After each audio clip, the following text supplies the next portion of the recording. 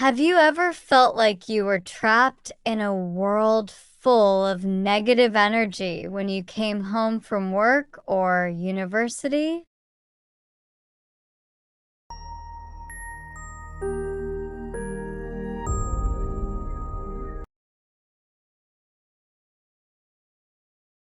Hello, my old friend. Have a good day and night. I wish you a good heart and a beautiful life. I'm Lena, and together we will travel to the inner world and walk the path of awareness. Be sure to subscribe and hit the bell to be notified of my latest videos. You spent the whole day with people who just wanted to marginalize you and get on your nerves. Well, congratulations. You live in a sick and toxic society. Now imagine how different it would be if instead of this heavy atmosphere, we spend each day with people who motivate us, understand us, and the atmosphere around us is full of positive energy. It's hard to imagine. That's right, it's hard. Because that's the definition of society and the people around us. If all the societies and people around us were supposed to be good, then everything would be great. In this modern and chaotic world, we need mental health and positive outlook more than ever. But many times it doesn't go the way we want it to go, and we are surrounded by people who throw poison at us with their every word, like a wounded snake. The question is, how should we distance ourselves from this sick and toxic society? But first, let's define society correctly. Maybe now that we say society, you think of all the people of a country, a city, or a region, but society is divided into different categories, and it is the main society that directly affects you. That is, the family of your friends and colleagues, as well as the person with whom you are in a romantic relationship.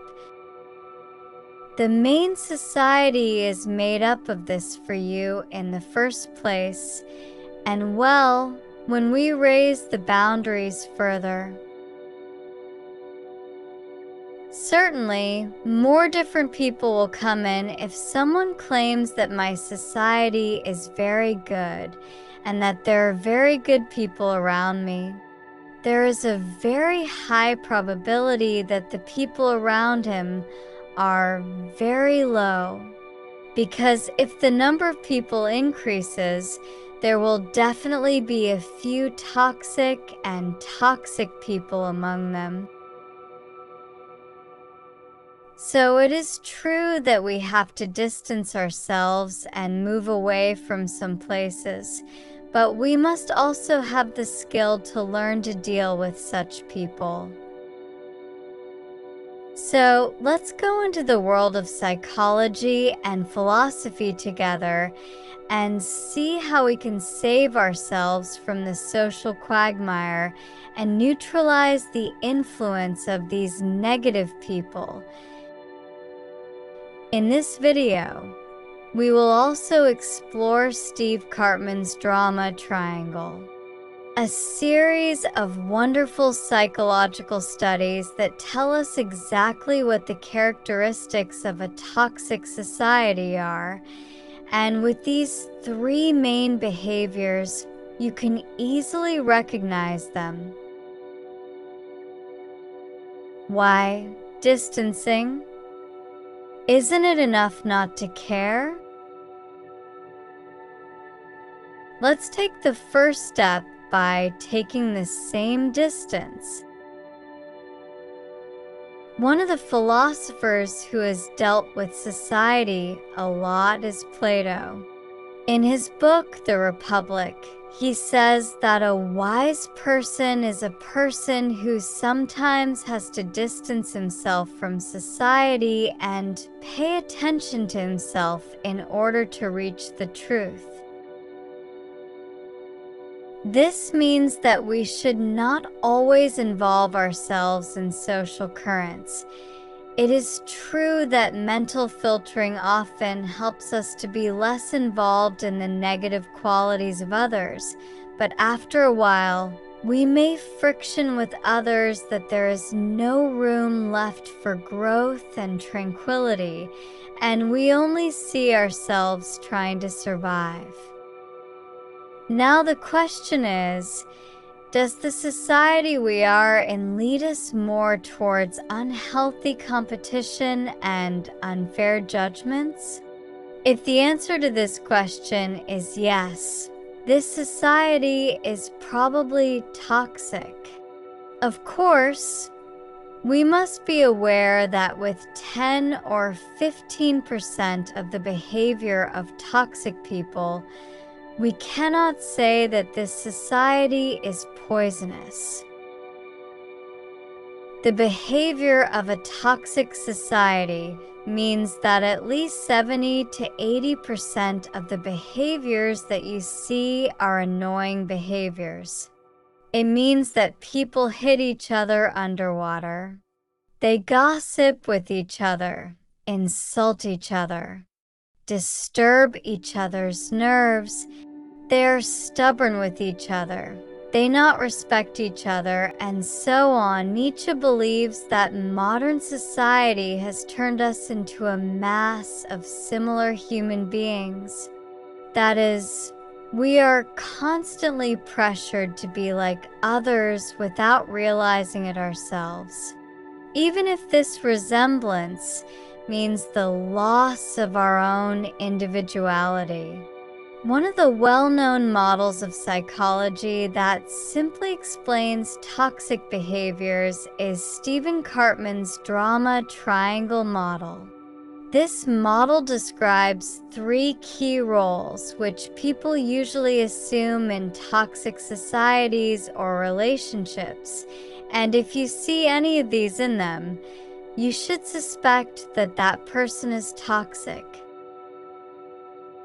Victim. Those who put themselves in this role often feel that they have been subjected to gross, unfair treatment. They can't, or rather, they don't want to take responsibility for themselves, and they believe that all problems come to them from the outside world. Attacker. These people play the role of those who blame others and seek to create tension and stress instead of finding solutions. They don't care about the solution at all. What matters is why that person did it. They often derive their power from judging and changing others. Savior. These people are trying to save others and help them. Even if this help is not asked for by others, saviors may think they're serving others, but they don't realize that they are actually maintaining a toxic cycle. But what is the way to deal with this situation? And how do we get out of this vicious cycle? In psychology, there are a series of defense mechanisms through which people can deal with stress, anxiety, or psychological threats, and a few of the main ones are the ones that I am going to say now. Denial. In this case, the person avoids unpleasant realities and tells himself that these problems do not exist. For example, someone who is in a toxic relationship or a toxic community may admit to themselves that everything is fine by denying the problems.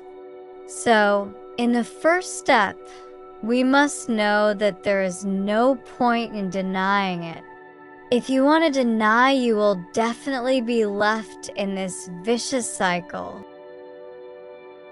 Displacement.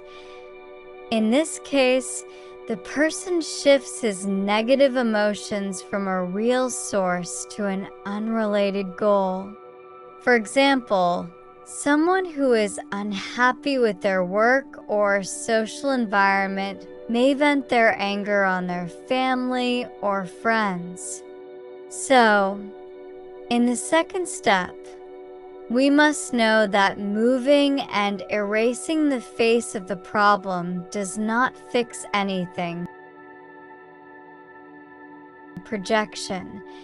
This mechanism works in such a way that the person attributes his or her unpleasant feelings or characteristics to others. For example, someone who is very selfish or feels that he is oppressing others and has a torment of conscience in his heart that he may accuse others of selfishness or injustice.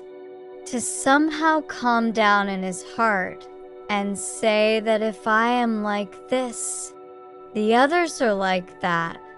So, if you feel like you're projecting in toxic relationships, know that your job is hard. In order to understand the effects of toxic society on us, it is better to look at the statistics. According to the World Health Organization, living in stressful and toxic communities can increase the risk of mental disorders such as depression and anxiety by up to 25%.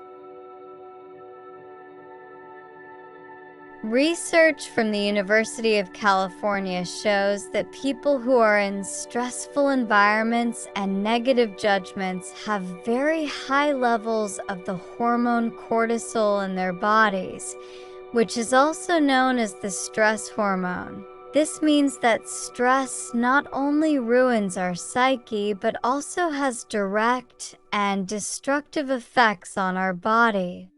And the question is it really worth it to stay in this toxic environment at all costs? If the answer is no, how should we avoid toxic environments as much as possible? Let's go and have the answers. Number 1, define specific boundaries for ourselves. One of the best ways to avoid the toxic effects of society is to establish clear boundaries. Breen Brown says that people who have personal boundaries are actually the bravest people, because many abuses in human life are due to this lack of boundaries. If you define your specific boundaries for the people around you, you will not allow them to be abused in the first place. When we define our own boundaries, we are less likely to get involved in negative people and groups. For example, if we see that a certain group of people are constantly giving us negative energy, why should we spend time with them? Let us allow ourselves to say no and distance ourselves from these gatherings, and think to yourself right now, when was the last time you set a healthy boundary for yourself and told others about it? For example, you may have seen many people for whom smoking and drinking alcohol are considered a kind of boundary. Now, if these people go out with their friends and acquaintances and anyone, the others also know that this person does not smoke or drink alcohol, so they do not recommend that person at all in the first place. Now, suppose you are a person who does not set such boundaries at all. They offer you so much that you will eventually get stuck. So it is very important that you know your boundary, not only yourself, but also others. For example, a person who is married and committed to his life should set a boundary for himself at work so that colleagues of the opposite sex do not get too close to him. If he does not define this boundary, he will definitely be abused in the future. Number 2, change the environment. Sometimes we go somewhere and we feel better. It is true that this is called environmental psychology. The psychology of the environment proves that the place and spaces around us have a great influence on our psyche. Aristotle also referred to this issue and said that man is a social being, but not in every society. If you feel that your current environment is full of stress and psychological pressures, maybe it's time to think about relocation. Now, it's not necessarily a change of location. It's not about going to change your house. Perhaps this change is as simple as the removal of negative social networks, either going to more positive gatherings or canceling a date going out. It is also very easy to detect. Ask ourselves if our surroundings are really giving me positive energy, or if I'm constantly trying to keep myself energized. This means that something is wrong somewhere and my soul and energy are being wasted. Number 3, work on yourself. In the words of Socrates, if you want to change the world, you must first change yourself. If you want to avoid the poison cup, the best way is to know yourself. Don't you really have toxic behaviors yourself? People are always complaining about those around them. That is, that they have no problems and that they are the only ones around them who have problems. Let's take a look at ourselves. Sometimes a nice, cool behavior that we feel is right for ourselves may be toxic to someone else. Many people don't even know if their toxic behaviors are toxic or not. So, if we want to fix this toxic society around us, it is better to start with ourselves. First, let's see if we have a problem ourselves or not.